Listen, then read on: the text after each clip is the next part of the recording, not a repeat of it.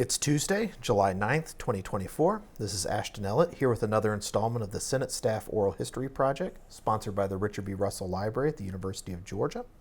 I'm here today in Great Falls, Virginia with Eleanor Hill. A Florida native, she earned her bachelor's degree in JD from Florida State University and has dedicated her life to her professional life to government service here in Washington, D.C. Ms. Hill was Assistant U.S. Attorney, then Special Attorney in the U.S. Justice Department's Organized Crime Section from 1975 to 1980. She then joined the Senate Permanent Subcommittee on Investigations, first as counsel and subsequently as staff director, where she worked closely with Senator Sam Nunn of Georgia, who chaired that subcommittee from 1979 to 1980, and again from 1987 to 1994. In 1995, Ms. Hill moved from Capitol Hill to the Pentagon, where she served as Inspector General at the Department of Defense until 1999, when she joined the Atlanta-based firm of King & Spalding. While at King & Spalding, she focused primarily on white-collar crime and corporate investigatory matters. She returned briefly to Capitol Hill in 2002 when she was staff director for the Joint House-Senate inquiry into intelligence community activities before and after the September 11, 2001 terrorist attacks. Afterward, she returned to King & Spalding, from which she recently retired. So, Ms. Hill, Eleanor, thank you so much for inviting us to your home today to talk about your career in government service and especially your time with Senator Sam Nunn of Georgia. Right. Well, I appreciate you coming out this far, but absolutely. We're glad to have you. Well, of course, I have to thank my friend and colleague Charlie Harmon for serving as my driver here in the Capitol and Northern Virginia. So let's start. We're going to go from Northern Virginia and D.C. all the way back down to South Beach and Miami. Right. Tell me about you growing up in South Florida. Well, I was born in Miami Beach, of all places, but we lived in Miami proper. The hospital my mom used was on the beach, but anyway. Yeah, I grew up there. I went to I had one sister. She's 6.5 years younger, so I was an only child for about 6.5 years. Miami was hot, humid, lots of beach, and and I went to local schools. We lived near Miami Shores, I was very fortunate. My parents were wonderful. I have no complaints, and they did a great job. We lived in a neighborhood where I had lots of friends. School was good. School was always pretty easy to me. It came quickly to me. So it was a positive growing up, My parents, neither of them were from Florida. They were very opposites. My dad was from a small town in North Carolina, and my mother was from Chicago, so he was of British, Scotch, Irish, English stock going back years and years and decades and whatever. And my mother was daughter of a Polish immigrant, my grandmother, and her father was Polish, but he was not an immigrant. His parents were. So it was totally different backgrounds, and they somehow made it work. And we were fortunate because my mother was a Catholic, my father was a Baptist. Everything was different. How did they wind up in Florida? Well, this is sort of a long story, but my father, he was, like I told you, born in a small town, North Carolina. He went to Wake Forest back then, and he got a double major, graduated from Wake Forest in math and general science was his other major. So my father is probably more than any person I've ever met. Not only was very good at math, he loved math. I mean, it was his thing, and he did really well in mathematics. He was teaching high school. He taught high school math in North Carolina. After he graduated in 1940, right before the war, and he ended up enlisting in 1943, I think, and stayed through 47, I believe. But when he enlisted in what was then called the Army Air Corps, they were at the time looking for people, officer candidates with mathematics or science skills, and they selected my dad along with a group of, I don't know, maybe 20, 30, whatever, cadets that were selected for what they called the Cadet Meteorology Program, which was being done in Chicago at the University of Chicago. And they were training them to become, and meteorology was fairly still developing at that time, and a lot of it was done in Norway, and they had professors from Norway that the Army Air Corps brought to this country, to Chicago, just to teach these cadets meteorology. My dad was one of those, and he was there a couple years, or a year maybe, doing the program, and he graduated. In the meantime, while he was there, he met my mother, who was, as I said, born and bred in Chicago. Okay. And she met him at a dance at the University of Chicago when he was up there for that program. My mom also got her degree in Chicago from Wake Forest, not Wake Forest, from DePaul University. Okay. My dad went to Wake Forest. And she graduated in 1941, I think, from DePaul, and she was one of only 3 women in their whole graduating class, which I think was about 100 people. She was one of only 3 women in that whole class who had bachelors of science as opposed to Bachelor of Art degrees, which is what most of the women did. Right. And hers was in chemistry, so she was a chemist. Okay. And my dad was meteorology. Once he got his finished the program, they shipped him to the Pacific, and he was a weather officer in the Pacific, I think mostly in the Philippines, and his job was to figure out what the weather was going to be, do with the forecast, and then brief the bombing pilots for their bombing raids to Japan and the Pacific Islands. So he did that. He was very fortunate that he never got wounded. He was in hand-to-hand combat, but he was a weather officer. And so he was dating my mother when he did that, when he left to go over there. She, in the meantime, while he was gone, she worked as a chemist, first at the University of Chicago, then at Mayo Clinic, and then in, I forget the next place she was. She was another hospital or chemical, chemist position.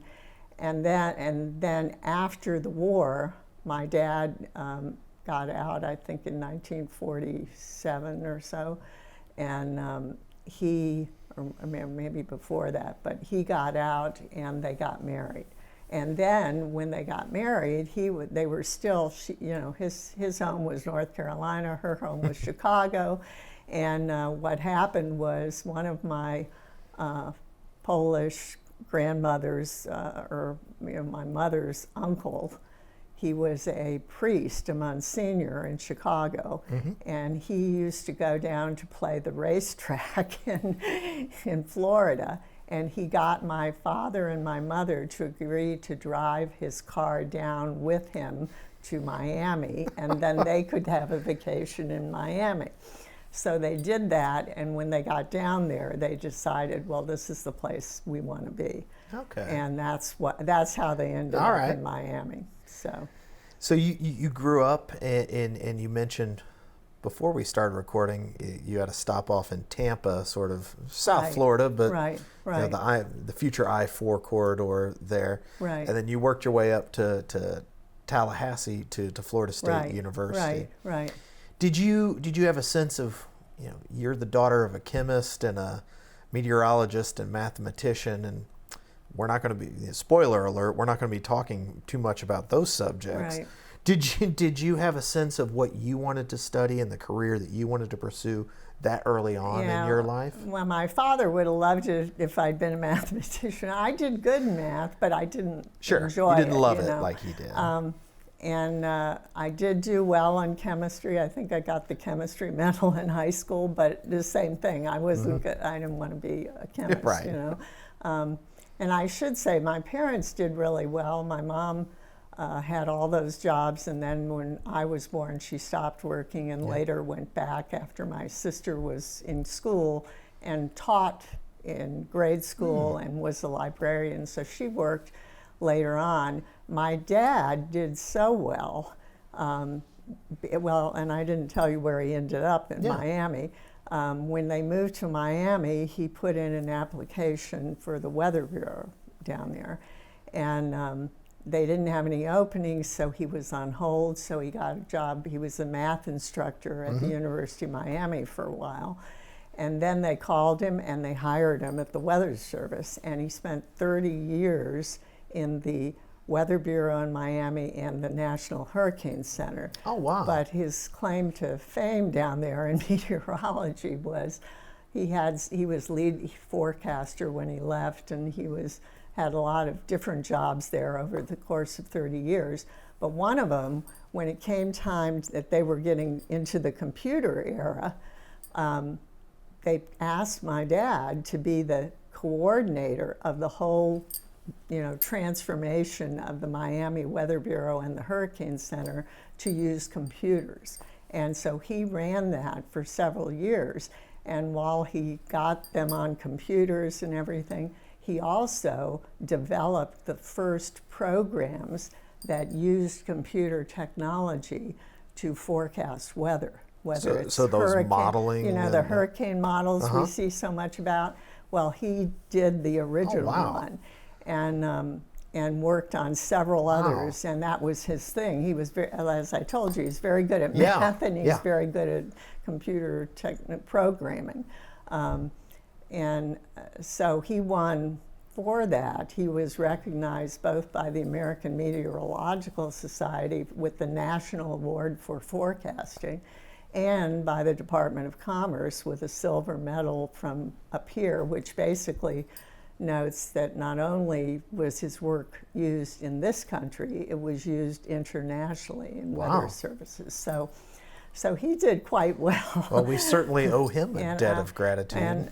Well, that's right. Especially if you live in Miami and now all over the place when you have Houston, hurricanes. Texas, right now. Right. So I admired my dad and my mom but to their credit, they never told me you need to be this or you need to be that. The message from both of them was always, I grew up with you can do whatever you want to do if you do it well and you work at it and get what you want. So there weren't any limits, and I bounced around as a kid, thinking one year I wanted to be oceanography, next year I wanted to be in the CIA, next year back and forth. And I really didn't figure out I wanted to go to law school till I was in my last year of undergrad. So that, I was enjoying learning and going to school, Well, what was that catalyzing event that convinced you to go to law school and what would eventually become your career? Well, I can remember when I made that decision. I was taking constitutional law as an undergrad because I was I had a double major in econ and political science at Florida State. And I remember sitting there listening to this professor of mine, and I loved constitutional law. It was about civil rights and constitutional issues, which we hear so much about, all the time nowadays. I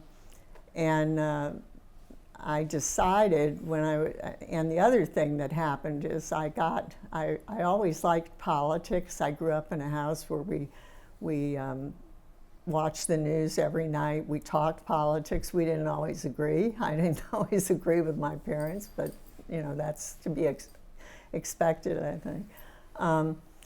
Anyway, so the other thing that happened while I was at Florida State is, you know, in high school, I had a history teacher who got us involved in elections, and we had to do all kinds, and it was part of history, but it got me interested in politics. And then the other thing that happened, I was a baby boomer, and 1968 happened, which got me very interested in politics, because that was the year Martin Luther King died. It was the year when the Vietnam War was really escalating and causing, you know, people, not women my age, but men my age, who couldn't vote because we didn't have the right to vote, being sent to Vietnam and drafted. So I got very interested in politics, and I remember, you know, as a kid, high school, checking the votes from Congress in the Miami Herald when they voted on stuff about the war, you know. So I was into it, and then, you know, like I said, I went to FSU, and that was reinforced in 1968 at FSU, and those years. When I finished, it was 72, and the truth of it is, when that professor was teaching me, I was my senior year, and I had to decide what I was going to do. And he's up there teaching con law and civil rights, and he was a pretty liberal professor, you know, which is not uncommon in the academic world. Sure.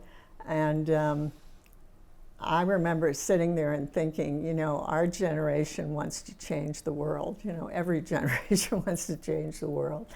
And I said to myself, but if you're going to change the world, you have to know how the game is played, and you have to know the laws and the rules. And I should go to law school. That's the truth. That's what made me go to law school. And I think when I did, I liked it. I had a great time in law school. I loved the courses. And, you know, I think the jobs I got, I think it worked out. Yeah. So even though maybe it wasn't the most well thought out reason to go, you know, it worked out okay. Now, tell me how you made that transition from law school in Tallahassee to Washington, D.C. Was that your goal all along? I didn't go right from law school. What I did was, well, that's another story. I mean, and I've told this story to a lot of my young lawyers I used to work with in different places.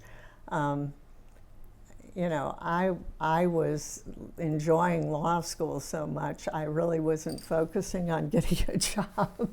And, you know, when you're in law school, certainly in my law school when I was there were people that were planning their careers from day one. Sure. Okay, they knew which firm they wanted to be in, where they were going to go, how to get there, and all this kind of stuff. I never did that, and I really. I had a law professor literally take me aside in the hallway one day and say, "Are you planning on working after law school?" True story. And I said, yeah, I guess so. And this was like 4 months before I graduated, because I was graduating early because I went in the summers. Anyway, so he took me under his wing. I had had 2 classes from him, and he wrote me a stellar recommendation and told me where to apply. And he said, you should apply to a firm, you should apply to a clerk, the Justice Department, and you should apply to the U.S. Attorney's Office. And that was his pet. He thought that was the best. And I didn't want to do it because I didn't think I had any interest in being a prosecutor. This was the last thing on my mind. And so I listened to him, and I sent in the letters and the resumes. And I got an offer from a law firm.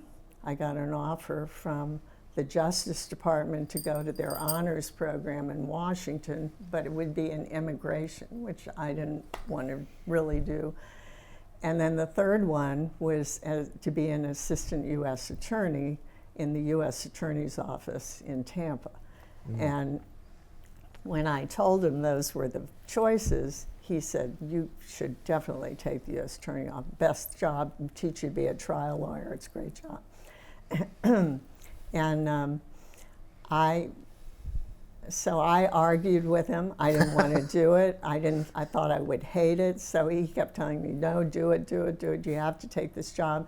So I finally gave in, told myself, I'll do it for 2 years or a year, and then I know I'm going to hate it, and then I'll leave and find something else I want to do. So I went there with that mindset. I couldn't have been more wrong. I loved the job. I loved the people. It was a great office. I was the only woman. I was the youngest. We only had 8 lawyers. The Middle District of Florida is in Jacksonville, Tampa, and Orlando. So there are 3 offices, 1 U.S. attorney who goes between all 3. Right. And he interviewed me, so I got the job. He knew who I was and everything. And so I was in the Tampa office. It was great. I loved the job. I had great trial work. The day I got sworn into the bar, I got sworn in the morning, but I had to be back by 1 o'clock because I was going to handle a hearing in front of a federal magistrate. And in the first 2 years I was there, I got a lot of trial work. I was one of 3 lawyers in what at that point was the biggest RICO case in the country, racketeering case with arson, which is why I ended up a couple years after that testifying in front of PSI on arson fraud, and that was why. But I had that case went on for 4 months. We had 200 witnesses. It was a huge case, and I did the closing argument. We split everything 3 ways because it was so big. But that was just one example. I had other cases that were big fraud cases.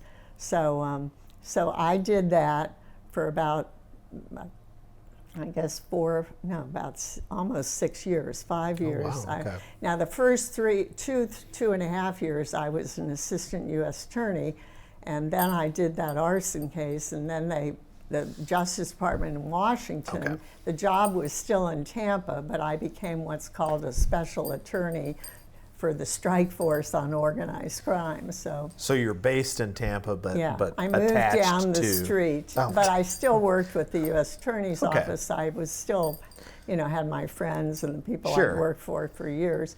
So I did that, and then I was doing really well. I won my cases. I was settled in Tampa, and I had in law school. I'd worked for a lawyer in the governor's office during law school, and he stayed in contact with me. He was a lawyer in private practice at that point.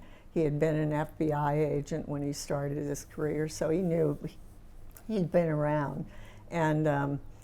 He would always come by and take me out to dinner or have lunch if I was in Tampa. So he kept up on what I was doing.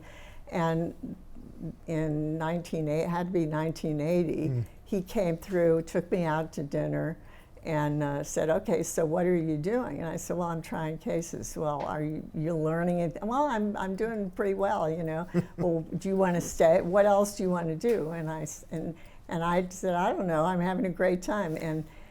And he knew what he wanted to tell me. He said, you need to think about going to Washington because there's a subcommittee up there that's doing organized crime. The head staffer is a former strike force lawyer from Justice, and they're working for Sam Nunn. He just got the committee.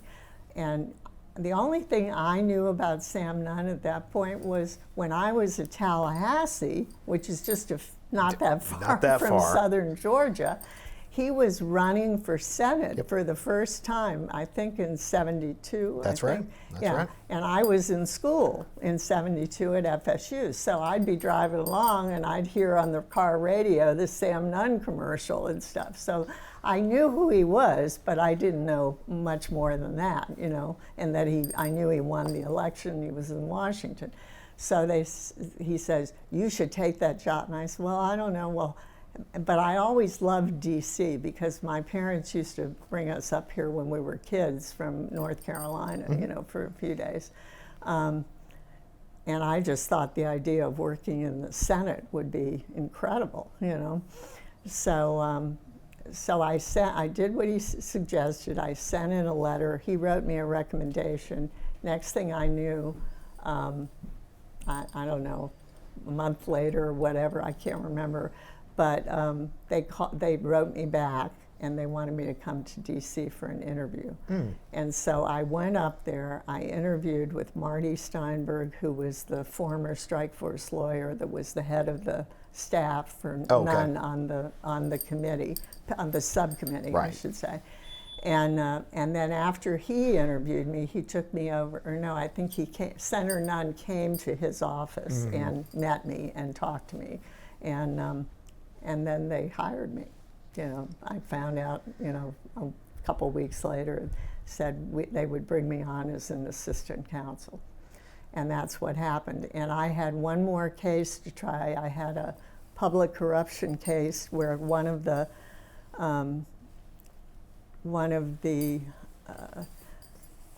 cabinet officers for the Department of Natural Resources in Florida was on trial in Tallahassee. I was actually trying the case in Tallahassee for Hobbs Act violations, basically bribery and corruption, public corruption. And I went to Tallahassee. I tried the case. He was convicted. And then I came back to Tampa, packed up my bags, got a friend of mine to drive a truck, and I went and found an apartment and all this kind of stuff. It's a true friend who drives a truck to D.C. for all you. the way. I couldn't, and I wasn't about to drive it back. So, anyway. Now, when you took this job, what was the job of an assistant counsel? How was it described to you? What did you expect to be doing? PSI has a very broad jurisdiction, and they investigate. That's what their job is, what the name says, Permanent Subcommittee on Investigation. It's really the premier investigative committee in the Senate. And that's what I was told. They had other people. They had a lot of detailees from the FBI, from Secret Service, from IRS. I mean, there were the agencies would detail their agents to the committee to help, but they also had lawyers and people that they hired, as permanent staff. I would be a permanent staff, and I would be working with the agents, just like I did as a prosecutor, in investigating and putting together a Senate hearing. So a Senate hearing, any congressional hearing, it's similar to a trial. It's not the same as a trial. So you have to realize, it's a story you're telling to the American people this time about usually about oversight or lack of oversight. And my job would be the first thing I did when I got there, they put me on the waterfront corruption investigation, which was an investigation of alleged kickbacks and payoffs for labor peace on the waterfronts in New Jersey, New York City, and Miami. And the union involved was the International Longshoremen's Union. So I worked closest on that one with a former, he was an FBI agent, but he was detailed to the committee for, a couple of years, I think, or a year. And he and I worked that case, and we traveled to New York and New Jersey and Miami, interviewed witnesses and put it together. And when we were done, we had a hearing, so. So those were the sort. When you have this staff and the committee, I assume there are lots of different irons in the fire at the same time, or is this where all the ships are sailing in the same direction? No, I mean, PSI does a lot of hearings, and I was assigned to do that waterfront. That was the first thing I did, you know. But there were other stuff going on at the same time, because, you know, depending on the year, I think maybe at the most they had about 20 people, and that might be stretching it a little, but, you know, even as the minority, you'd have maybe 10 people or 7 people, something like that. And they do as many hearings as they can staff to get ready. But you have teams of people. One team is on this hearing, the other one's on this one. So you were interviewed by the staff director and Senator Nunn. Does that mean that you reported to Senator Nunn, or how did those sort of dynamics work for professional staff? I was an assistant counsel. That was my job when I got there. And so I would really directly report to Marty Steinberg, who was the chief counsel and staff director. Well, he at that point, right after I got there, the majority, the Democrats did, and then that fall they lost it. So, so Marty went from being the staff director for the whole group to being the chief counsel for the minority. But I would report to Marty, but as a practical matter, the way it worked, it wasn't like nobody ever talked to Senator Nunn except the head of the committee. You know, if we were having a hearing, we'd go over there in a group. Whoever was working with it would go, and you'd sit down and talk to him along with whoever, you know, the chief counsel was. So,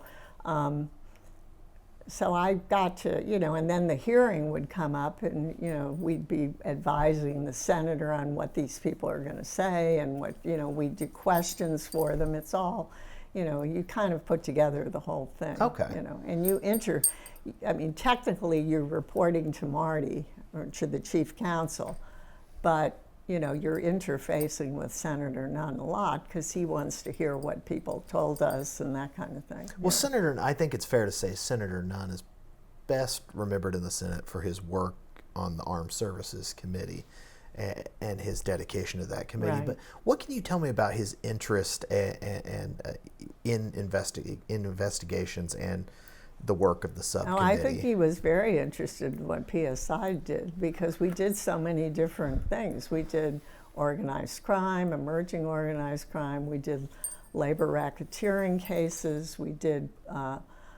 drugs, interdiction. Now on that one, we did some hearings that interfaced with armed services, because we looked at the role of the Defense Department, and the drug interdiction efforts back then needed more, you know, power, I guess, or more people working on it. And a lot of the technology and the expertise of DOD would be helpful on drug interdiction. So we had several hearings, at least 2 or maybe more, where we looked at that issue, and Senator Nunn, of course, as chairman of Armed Services and chairman of PSI, you know, was exceptional in a position where he could make things happen.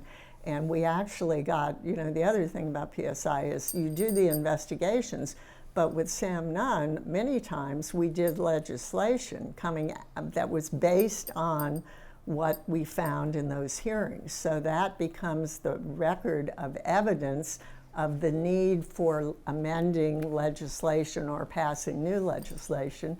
And on the DOD issue, the result was, after we had those hearings, that he was able to get passed an amendment that would amend what used to be called the Posse Comitatus statute, which basically says the defense does not get involved in law enforcement. Right. That amendment made an exception for assisting in the drug interdiction effort, and with the lone exception that DOD should not do it if there was a negative impact on readiness of the military. Sure. But aside from that, it gave them the green light to help Customs and the agencies, DEA, that were doing this. Not Interior, and it's not walking on the streets of Washington or arresting people. That they were not doing. But they were helping on the interdiction efforts, which means the aircraft, the radar coming in, you know, tracking these guys coming in with shipments of of illegal drugs. So that's an example of how, it's an investigation, then a hearing, and then you get the, right. Not always, you don't always get, a lot of times the result is you get the agency who should be doing this to do it, right. And improve their oversight or whatever. But at other times it's passing a new law. So one of the and major... he was very, I have, utmost respect and appreciation for Sam Nunn, because I loved working at PSI, and a lot of the reason was because he was so supportive of our work. He was, and I'm sure you've heard this if you've been doing this about his work in the Senate.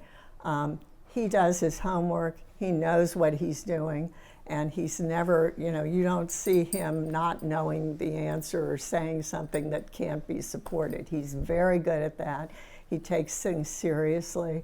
And the other thing I always marveled at was he has terrific judgment on stuff. I mean, he really does. And we all learned from that, and it was a wonderful experience working with him. And armed services was a big deal, and he got tied up in, but we helped on several things, not on everything by any means, but Arnold and I would talk, and we worked with them on a couple things. But I never felt that PSI was not on his, list of important things to do. He was very active in PSI. Well, you mentioned briefly about the power shift in the Senate, right? In January of '81, which brought Senator William Roth of Delaware in as chair of PSI. Obviously, you hadn't been there that long. I came in the day after the election and said, "Oh, hi everybody, how's everything?" And people were just like, "What's it?" And then I said, "What, did I miss something?" "Well, this means we lose this, the committee and stuff, the subcommittee." So what did that effectively mean for your work and your work with Senator Nunn? The biggest impact, and I know is that the way it worked back then, I don't know how it works now, it impacted the budget of the minority and the majority. The majority gets 2/3 of the budget, at least it used to. I don't know what they do now. 2/3, and the minority staff was getting 1/3. So it impacts how many people you can have on staff, how many, and it also, now PSI is very, I think smart to have put in the rules. I mean, the rules have a lot of bipartisan efforts in there, and one of them is that the majority has to keep the minority apprised of investigations, preliminary inquiries, which goes before an investigation. So some disclosure rules. And hearings. So it's not like, and again, I don't know what they're doing now, but when you hear things on TV about other committees, sometimes it suggests that they are not getting, full disclosure. They don't know what's going on. They lose control of everything. They lose access to information. We had, a rule that said you still get access to information. You get notice before a subpoena is issued, like, the ranking member would be notified and be able to object or something. Same thing about a hearing. It's, it was very sort of bipartisan effort, at least. You have to recognize that there's a majority and they have more power and they can schedule hearings and things more than you can. You have to have the concurrence of the chair, to do your stuff. But it's, to me, the biggest difference was the money and the offices, because you go back to the smaller office suite. They're right there next to each other, but, it's a noticeable change. Yeah. Well, were there, you've discussed the bipartisan nature and the bipartisan efforts to work together. how much influence did the chair have on what investigations were opened, and did that change in focus from Senator Nunn? Did Senator Roth have, I don't want to say pet projects, but areas of interest that were of particular interest to him?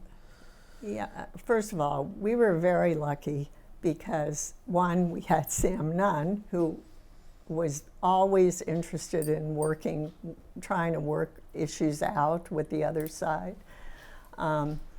And he was very supportive of keeping it bipartisan. And I always remember that when he went to put in a bill to introduce a bill to amend a law or create a new law, he always wanted to have a Republican co-sponsor or somebody on the bill from the other side. He didn't want to do it just as the one party type thing. And that's helpful. And the other thing we were lucky to have was Senator Roth, because he was a really wonderful person, and he cared a lot about the full committee. He had the full committee too, but he had PSI, and he worked with us. I mean, he got along with us. I mean, he was always very nice to me, very respectful, and appreciated what we were doing. Yeah. If we would have a hearing, and it would, and when you're the minority, you don't have as many hearings, but the ones you do have, he would always go to and be there and say wonderful things about the work we did and about Senator Nunn's role in shepherding this through the Senate. And, so it was, it was not, and when I watched the lack of bipartisanship today, I can tell you that is not the atmosphere that I got used to in the Senate. It was very much, and there were times when, maybe we didn't think that they made a good choice on a hearing, and there were times when they probably didn't think we made a good choice on the hearing. But whenever there was some, concern, they'd meet. I mean, they'd work it out, and most of the time, they got what I don't remember sitting here. I don't remember anybody ever forbidding us from doing a hearing, or we forbidding them from doing a hearing. So when you say working, hashing it out or working it out, did the minority staff work, hash things out with the majority staff, or was that the members? Well, we would work, both, I suppose. Yeah, we did both, and sometimes if the staff can work it out, that's great. Right. And if not, and it helped that the rules of the subcommittee were very clearly saying you should try to work together on this stuff, and like I said, when there's a guaranteed access and sharing information with the minority, that helps, So it's not like it's a battle zone that they're fighting each other. Right. And you can really do more work that means something for the country if you focus on that rather than arguing with each other.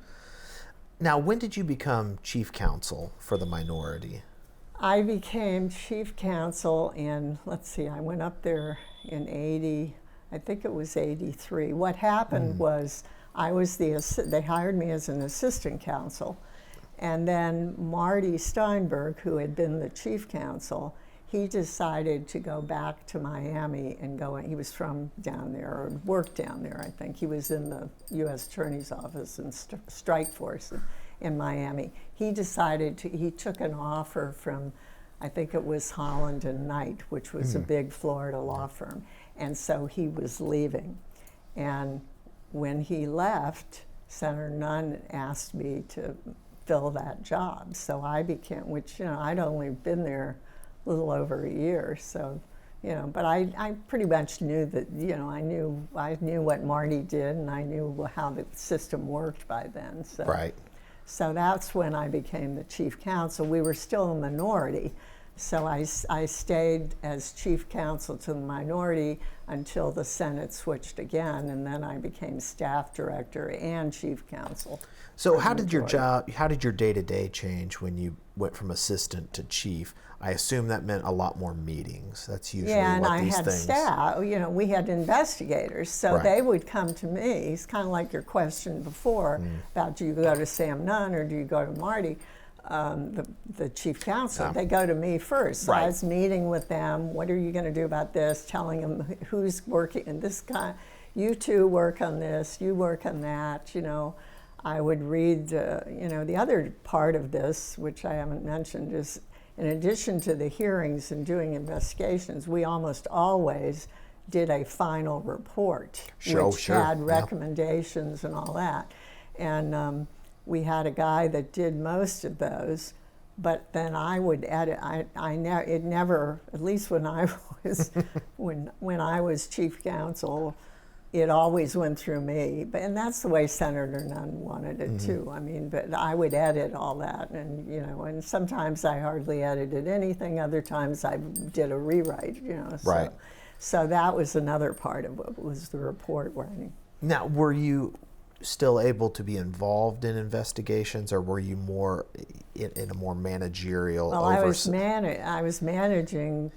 Several of them. Yeah. So, and like I said, we had different people doing different things, and I didn't go. I did go on some trips. I mean, we did some overseas trips. I went on those. I went on some local trips, but for the most part, I was in D.C. trying to manage the whole group and get the work done, so we could do the hearings and get legislation passed if we could. Now, did you have considerable interaction with the personal staff once you were chief counsel? Was that something that happened more often? Oh yeah. Well, but when I got there, it was a good office. Everybody got along, and like I said, we had some detailees from the other agencies, and they were good. They had a lot of expertise. That helped. Right. We had some. At one point, we had 2 or 3 former prosecutors, federal prosecutors. So. I remember the other thing I had to do when I was, as a manager, as opposed to just being one of the investigators, if we had to hire somebody leave, we had to hire, so I would take care of that. I'd interview all these people, then I'd pick who I wanted Senator Nunn to think about, and then he'd talk to whoever that is and decide if he agreed with me, So there were things like that, just things that come with managing an organization, And I assume that just became your job sort of writ large after the '86 elections when Senator Nunn returned as chairman. Yeah, and then my job was I'm staff director for the whole subcommittee. But really, the minority still has their staff director, and they do, but I still, on issues that affect everybody, then, it's just kind of common sense. Just kind of common. Yeah. So when the Democrats took the majority in '87 and Senator Nunn returned as chair, were there issues or investigations that he had wanted to launch or expand, or was that just not how things were done back then? Yeah, and I'm trying to. It's hard. It's been a long time. Sure. We, when I went back and looked at some things because it's been. It shocked me. It's been almost 30 years since I left PSI, so it's been a long time. But when I looked at what we did over the course, there's all sorts of individual hearings. But what I tried to do, which might be helpful to you, is to what kinds of things, what issue areas were we focused on most? One was organized crime, syndicated crime, emerging organized crime, all of that, which is in, the other thing about PSI, they have an incredibly broad jurisdiction, and it keeps expanding over the years. So that's one that's right there at the beginning of their jurisdiction, organized crime. We did a lot of stuff on illegal drugs. Right, you mentioned I mentioned the DOD stuff in drug interdiction. Well, we also did, this was when crack cocaine exploded. Right. We did hearings on that. We did hearings on drugs and violence in different parts of the country. And then we also applied a lot of what we learned to, we were involved, and Senator Nunn was a big player along with a lot of others in the Drug Abuse Act of 1988, I think, which was the first time, which back then we thought was a significant advance. It was the first time they had put in a single bill like that on drugs, all funds and attention to all four of the critical areas with drugs. One was law enforcement, which had been focused on.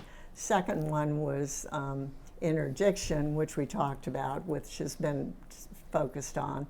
But the last two were not always focused on so much, and they're really important. One was treatment, and the other one was education to prevent it. Right. So that was just an example of what we got into on the drug issue. We also did national security issues, espionage. Christopher Boyce testified about lacks of security clearance issues, anything in the national security issue, and that was a natural for Sam Nunn because he was chairing the Armed Services Committee. So there was a lot of spillover there, the interest, and he could apply some of what we did to what they did, and et cetera. And then there were a couple others. I'm trying to remember. I think I looked at some that stuck out to me because they weren't like the ones that you were talking about. Student loan. Oh yeah, that's student loan fraud, and not necessarily fraud, but abuse. It's abuse. That was a major effort in the 90s, I believe, that we did, and we got a lot of attention because we looked at student loans, and we also looked at Pell Grant problems. Right.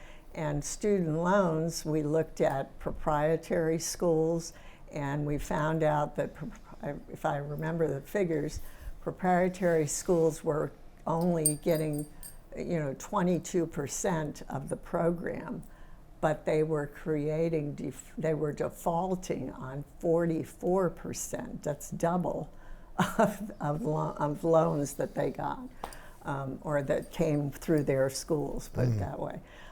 So yeah, we did that got a lot of attention. People, in fact, I think years later, they were still asking, we'd get calls about that from the press and people that were in concern. There were a lot of problems with enforcement at the Department of Education. They needed more people. They didn't have enough people.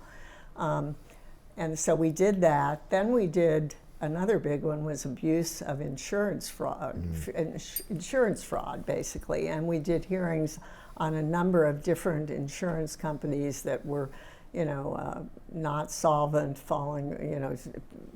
being cash cows for life insurance, and then they can't pay the claim when the claim comes due. They can't miss. John Grisham wrote a book about this during that period. And then the last one, which grew out of the insurance fraud, was Blue Cross and Blue Shield, which was a major effort. We looked, I think, at 3 or 4 Blue Cross plans. One of them had gone insolvent. That was West Virginia. And we found, again, the boards directors were not really that effective. There were some conflicts of interest with management boards.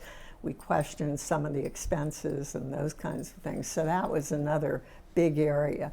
And then there were other smaller hearings, individual hearings on things that came up. But those are, I think, at least in the time I was there, those were probably the big areas we got involved in. Well, right as Senator Nunn is taking back over as chairman of PSI, the Iran-Contra hearings. Right. So how did that work? As you would have been staff director, chief counsel of PSI, but you were also counsel to Senator Nunn. Well, that came about because Sam Nunn wanted every member who was a member of the Iran-Contra committee in the Senate, and then there was the House committee. We did joint hearings, but I'm talking about just the Senate, had the rules on who had staff and that sort of thing. Senator Nunn was he would get one staffer to be his person to liaise for him. So that would be somebody that worked for him, who could sit in with him during the hearings and would advise him. So he had a staff person, and that was true of everybody. What happened when he realized how much work this was, because I don't know, the Iran-Contra, I think we had hearings for 6 months or so. It was a long time. Every day it was a hearing. And Senator Nunn came to me and to Jeff Smith. Jeff was the general counsel for the Armed Services Committee, and I was the chief counsel, staff director for PSI, and he said, I need to have a staff person. I'm wondering, what do you think about that? And I can't remember all the conversations we had, but it was basically, the good news was Jeff and I were good friends and got along together really well. And we both sat down and thought to ourselves, we can't do this every day because we have our other jobs. So we went back to him and said, well, we can't just do it. And somehow, I don't know if it was his idea or ours, but the idea came up, well, he can go to the committee and say, I'm going to have 2 people, but only one's going to be with me each day. So we would do, Monday it was me or Jeff, and Jeff was the next day. Then I would this is what we did. And then we would jointly get together, like if he wanted a memo or talking points or something, we'd both, we'd write, one of us would do a draft and then the other would edit it or back and forth. So we worked together. So you managed to juggle PSI and Iran Contra at the same time. I'm sure it came with a hefty pay rise. I don't remember. that would be that's sarcasm. But looking at we're moving up into the 90s, and your decision to step away from the committee. How much did the midterm elections play into your decision to leave PSI? It wasn't that. It was just you had determined that was. Well, first of all, I should tell you. Yeah. I did not ask for that job. I didn't look for that job. I was at PSI and I got a call. I think it was from the White House, somebody in the White House who was doing placements and things like that, and they had talked to some of my friends. I have 2 suspects who gave them my name, and they wanted to know, they wanted to talk to me about the IG position, and I said, no, we don't even need to talk about it because I'm not going to do that. This is the same thing I did when I almost didn't go to the U.S. Attorney's Office, right? For the same reason. It's like, anyway. So I told them the first call that I really did not want to do that. And that was, I'm very happy where I went because I had a great job. I loved working in the Senate. I loved working with Sam Nunn. I loved working with our staff, and we did good. And I felt like we were actually doing something that can make a difference for people, So anyway, I was not inclined to do it. I go home. I tell my husband about it. I told some people at the firm. I was at the firm when this happened. Or no, I was at PSI. But I called somehow. One of my ex-partners at the firm found out about it. Maybe I called him or he called me or something. Or maybe Tom called him, I don't know. Anyway, he called me and said, Eleanor, I heard they've called you. I said, yeah, they called me. He said, well, you should take that. And I said, I'm not going to take it. I love this job. And he says, you're crazy. You can't do that. You have to take this job because it's a presidential appointment. It's the Department of Defense. It'll give you you have management experience, but this will give you, because the DOD-IG is the biggest, at least it used to be, the biggest IG in the federal government. So we had like 1,500 people or something like that. And he's telling me all this, and I'm thinking, no, I don't want to do it. No, you're crazy, you have to do this. So I had several conversations like that with people.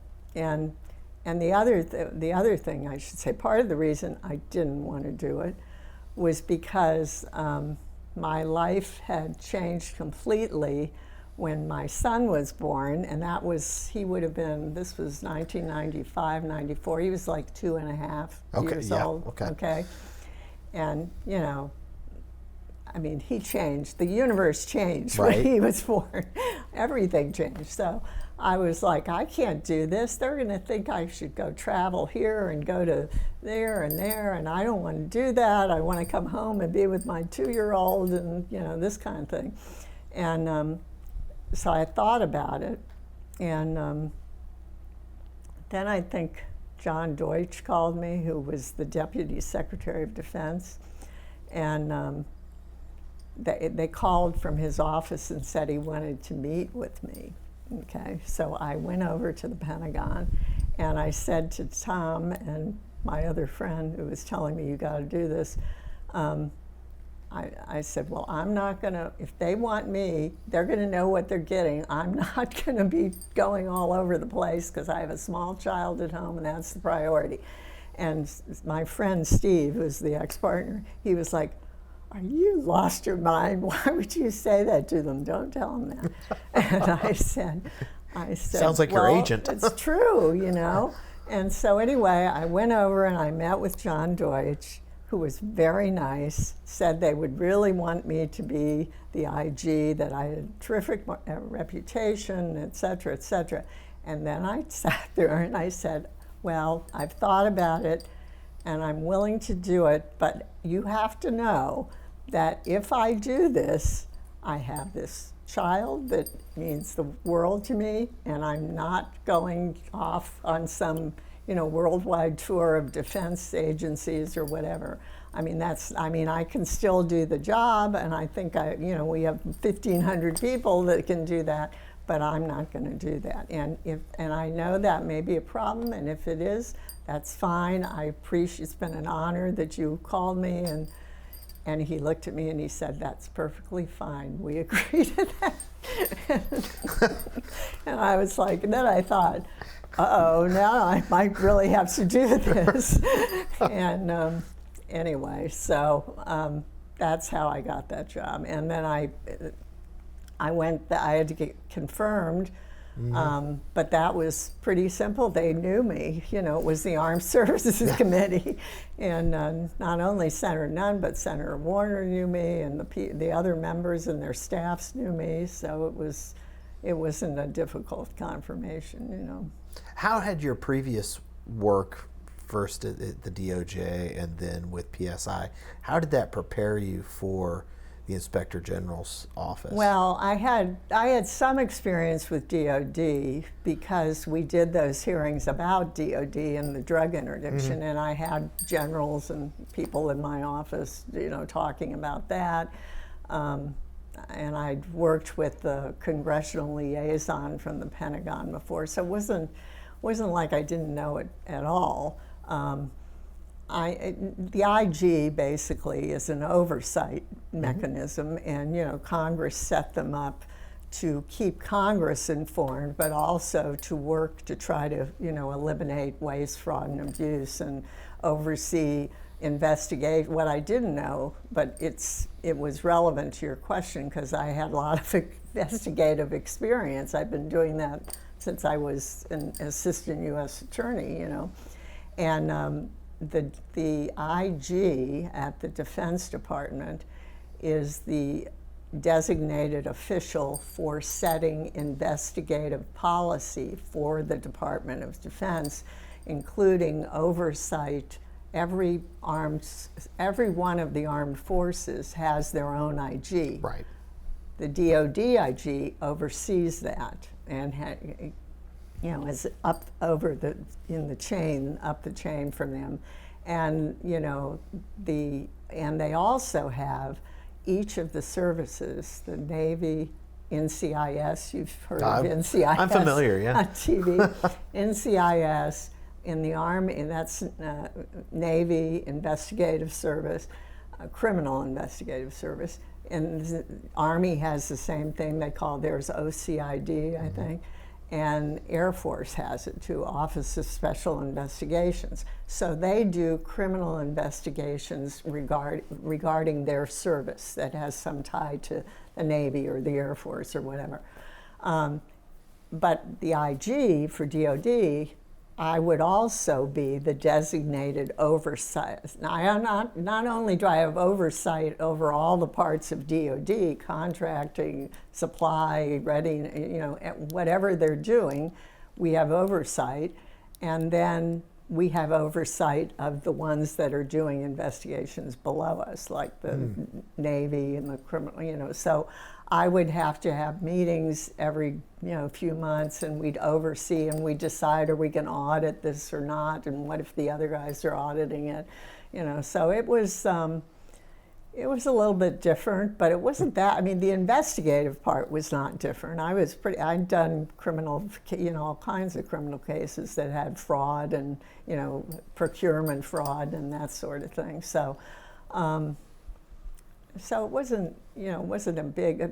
The biggest difference was not with me. I took I took two people. I didn't take them, but they came with me. I know what you mean. You know what I mean.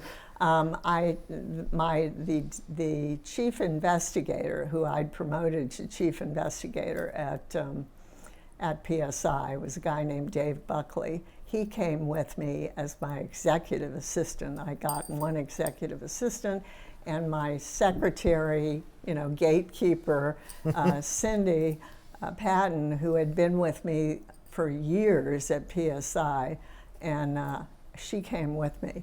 And the biggest difficulty that arose was, like, we'd been there a week or two, and she comes running into my office and says, "Eleanor Hill, why did you bring me here?" And I said, "Why? What's the matter? Calm down." She was all upset. She says, "I don't know why we're in this crazy place. I don't know what to do." And I said, "What's wrong?" And she says, "They have this funny time. I don't know what time it is." She was freaking out. Just add 12. Yeah, exactly. She was like, I was like, "No, we'll work together. We'll get that taken care of. Don't you worry." Anyway, that was she had to get used to it. And then the other thing that happened is we weren't there that long. I don't know, a few months, and there was a shooting episode. The Defense Protective Service chased some guy that was doing something wrong. He was trying to get on it was some criminal issue in the Pentagon, and our building was right across from the Pentagon. They chased him to the front part of the building, and then they shot the guy right in front of us. In front of the building. Oh. And then the issue was, with me especially, it was like, do we have security? I mean, what would have happened if this guy, and that sort of thing. And I'd come to find out there was hardly any security. They didn't have, we had a parking garage under the building. Nobody was monitoring that. We didn't have badges and things like that. So I immediately wrote a big letter to DoD, to the guy who heads everything, and we got that fixed. Look. But that was a management function, right. And I was the manager. But that was a big issue right off the bat. But it had nothing to do with oversight. It was just the building. So when you came in, William Perry was Secretary of Defense. Then after the '96 election, he left. And Bill Cohen, who I knew. So yeah, tell me about that transition from Secretary Perry to Secretary Cohen. Somebody you knew very well. First of all, they were both terrific to work with. I mean, I had not met Bill Perry till I got over there, but he was really a wonderful person, And I had a lot of respect for him, and he was very helpful to us. And, you know, so he was great. And then when he left, I mean, Bill Cohen, I'd worked for 50 years with Bill Cohen, and not just Bill Cohen, but his staff. Bob Tyrer came with him from the Hill. And I remember, I don't think they'd been over there too long. And I got a call, and they said, Secretary Cohen wants you to, and I kept calling him Senator, because you're used to, you know. Yeah. Anyway, he wanted me to come over and have lunch, and I go over in his office, and it's all set up, and all the guys from the Senator there that he brought with him. So it was, you know, it was great working with him. I always liked him and admired him in the Senate, and he was, again, an example of how Sam Nunn works closely with the other side. I mean, the two of them got along great, and we never had any issues with them on the committee. They were very supportive of what we did, you know. When you took the IG job, did you think about how there would be a time limit, or would be the whim of the president or who was in the Oval Office? Well, I guess, yeah. I mean, you could. I think what they do, like they do with a lot of these appointed positions, you either, if the president wants to get rid of everybody, they fire. Just like I think Reagan fired the IGs when he came in. I think that's right. But then he rehired some of them after that. But he wanted to know who that was and what the people were like and their backgrounds.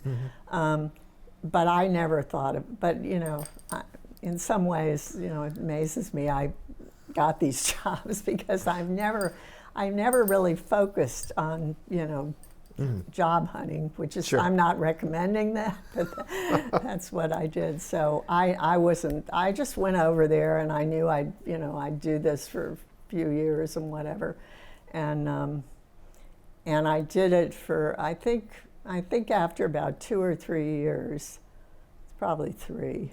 I was there 4 total. I started getting calls from Ted Hester, who I'd known, and he's known Sam Nunn forever. And Ted is from Georgia. He's a great lawyer at Keegan Spalding, which you probably know is a Georgia firm with a Washington office, with offices all over the place now. Anyway, Ted would call and say, we really, Senator, because this was after Senator Nunn retired. He retired, from right. the Senate, left the Senate, I should say. And he said, and he was at King and Spalding, he says, Sam's coming over here, and I told him you would be great to get over here. We need you to come over. And so I said, well, Tam, I can't do that now. I've just got too much going on here.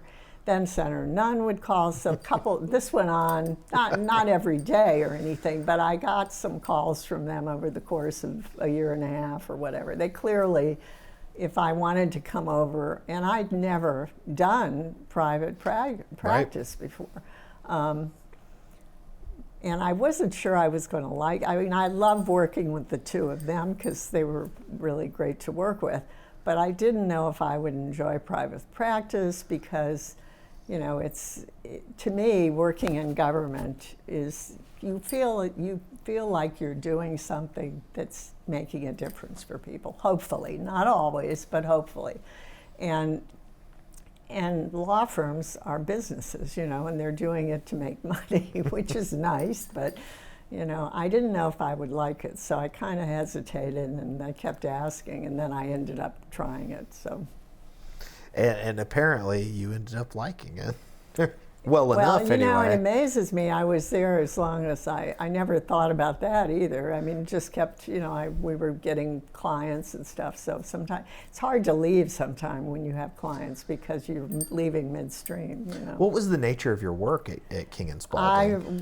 There was a little bit. I was obviously representing people in congressional investigations, some individuals, mostly companies. Which Ted has done a lot. Yeah, that was his focus and he said you got the perfect credential, which I did. I mean, I knew how to do it. I knew what goes on in congressional investigations. So,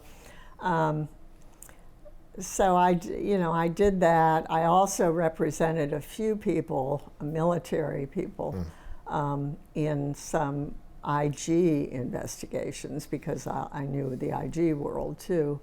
I could have done, criminal trial or defense, but I didn't want to do it, and I told them that. Again, I pulled another John Deutsch, like when I went over there, or when I was talking to them about going, I said, okay, I have my son, I do not want to go try a case for a month in Nebraska somewhere, I just don't want to do it, and I need to do the work in DC. And of course that was an easy fix because they've got lots of trial lawyers that go all over the country trying cases. They have less congressional investigations people, and most of those cases are in Washington. So that was okay. So they were fine with that. So I didn't have to. But again, I kind of said up front, I'm not doing this. It's just not worth it to me to do it. Right. So. Well, tell me, as you reflect, what would your advice be to young people, not so young people who are thinking about a career in government service, a career on Capitol Hill? These are somewhat more cynical and trying times. Yeah. Maybe all times are. It's just through the benefit of retrospect. But what would your advice be to folks who are thinking about government service? I think they should definitely think about it. I mean, you touch on one consideration I never had to deal with so much. I was very lucky.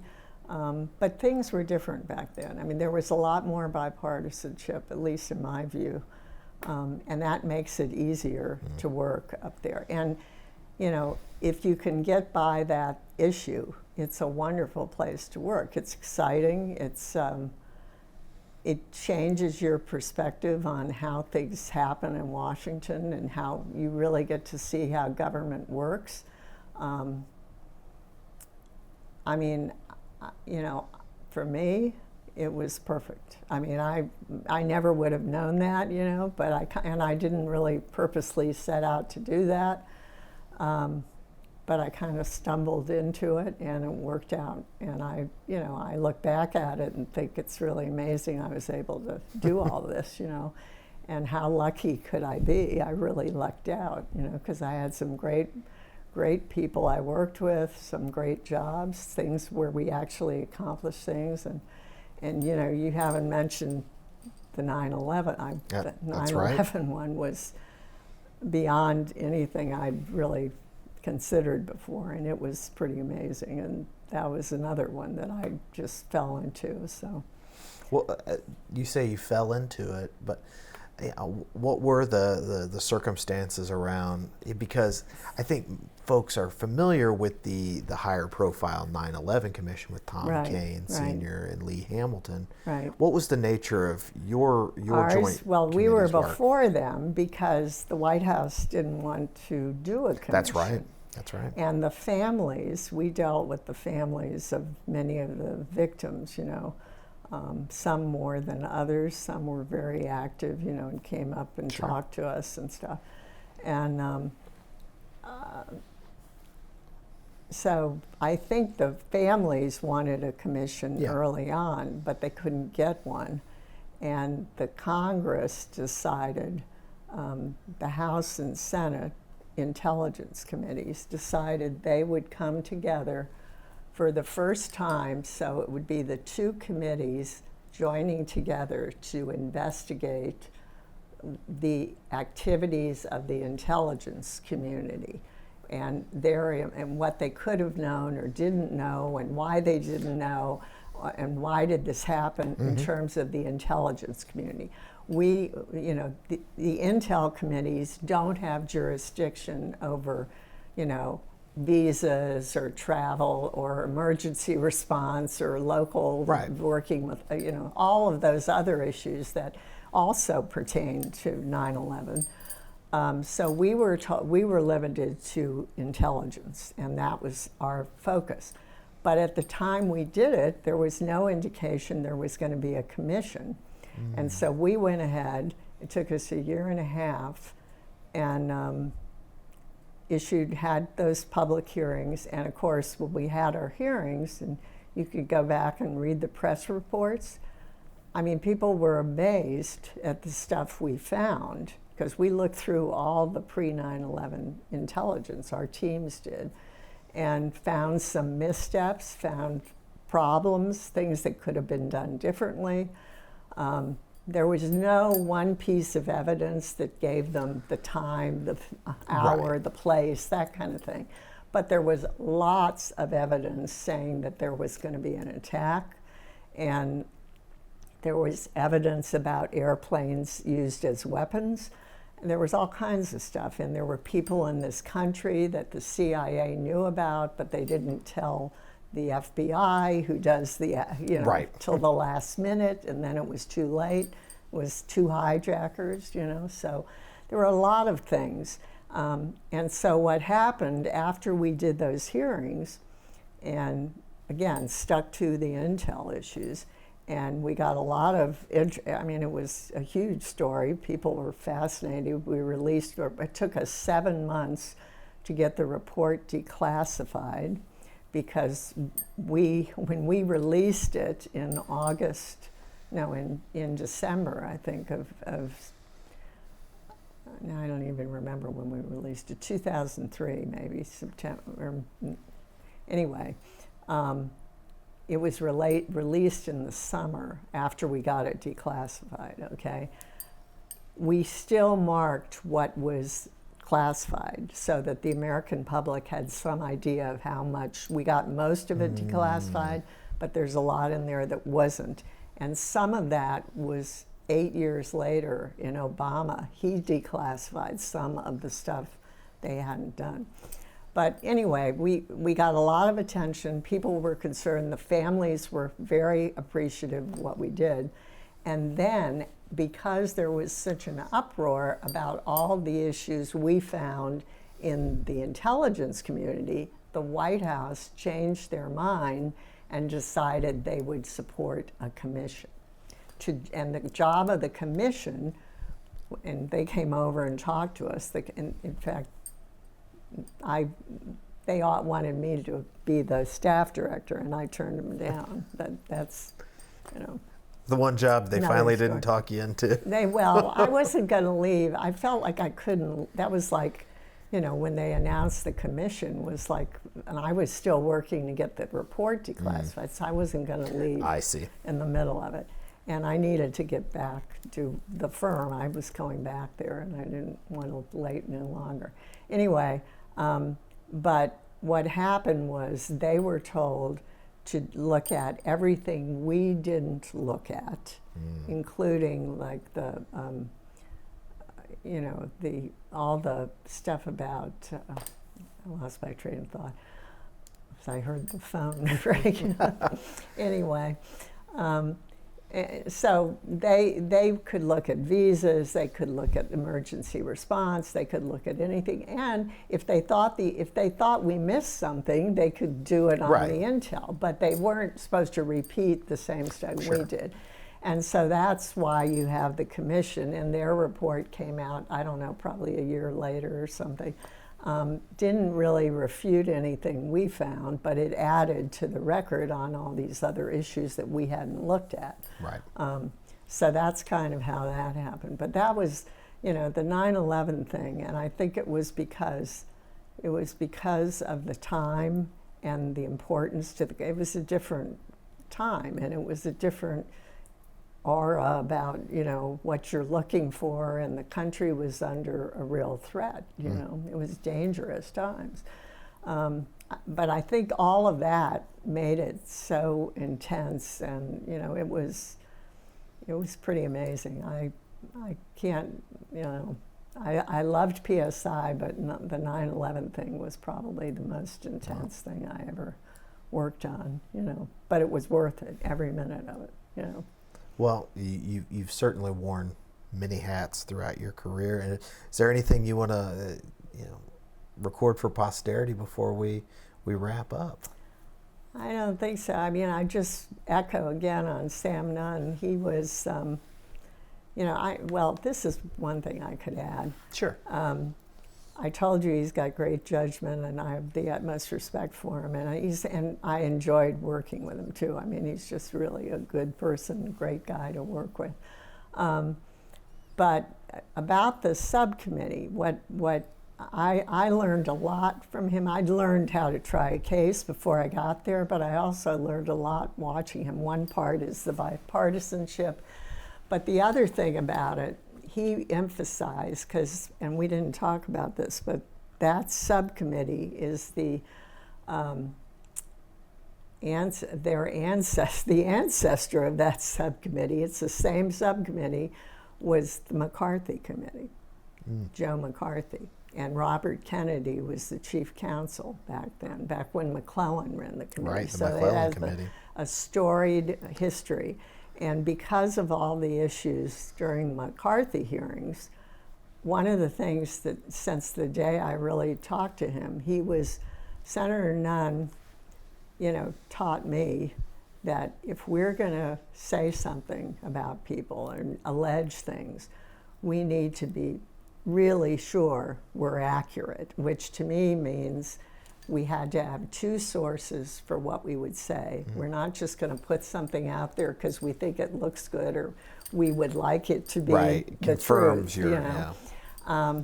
But so what his message to me was, this is a great committee. You have a lot of power in this subcommittee, but along with the power, you have a tremendous responsibility to be fair to people, to be accurate, and to do the right thing, not misuse it because you don't like somebody and you want to tar them forever or that sort of thing.